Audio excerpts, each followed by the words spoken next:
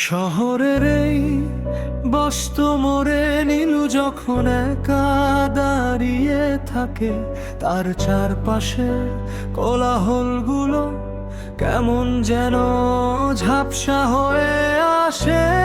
আজ থেকে ঠিক 3 বছর আগে এই জায়গাতেই দাঁড়িয়ে আকাশ তাকে বলেছিল, আমি থাকবো তো সব সময় ছায়ার মতো পাশে থাকবো।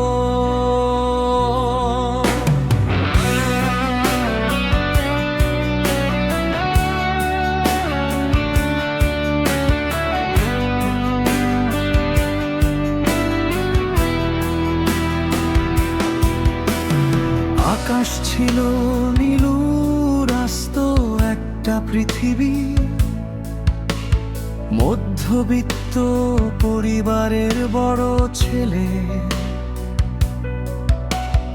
আকাশ স্বপ্ন দেখতো বড় কোনো সফটওয়্যার ইঞ্জিনিয়ার হওয়ার, আর নীলু স্বপ্ন দেখতো আকাশের সেই স্বপ্নে ভাগ বসানোর। নীলুর দিনগুলো শুরু হতো আকাশের টেকশট দিয়ে, আর শেষ হতো তার গলার স্বরে।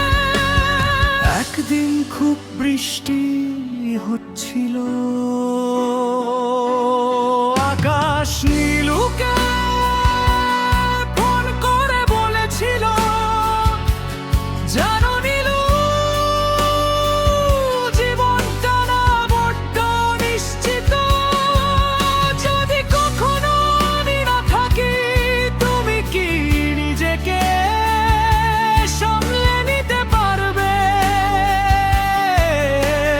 নীলু সেদিন হেসে উড়িয়ে দিয়েছিল কথাগুলো, বলেছিল, পাগলামি করো না তো, তোমাকে ছাড়া আমার কোনো পৃথিবী নেই।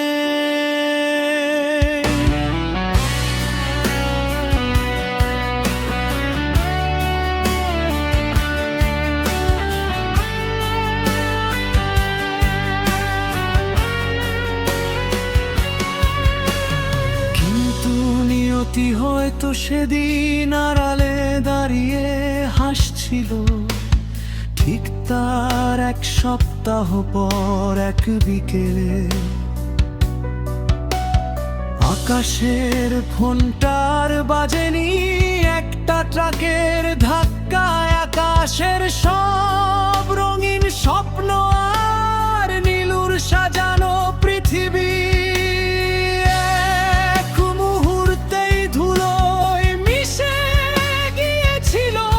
এখনো বিকেল হলে নীলু জানালার পাশে এসে বসে, আকাশের সেই পুরনো ডায়েরিটা হাতে নিয়ে পাতা উল্টায়। ডায়েরির শেষ পাতায় আকাশ লিখেছিল, কিছু গল্প শেষ হয়েও শেষ হয় না, শুধু মানুষগুলো বদলে যায়। নীলু এখন হাসে, মানুষের সাথে কথা বলে, নিজের কাজ করে,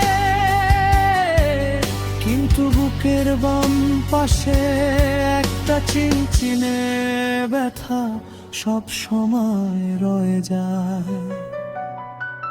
কেউ বুঝতেই পারে না মেয়েটা প্রতিদিন একটু একটু করে নিজের ভেতরে নিজেই দাফন হয়ে যাচ্ছে।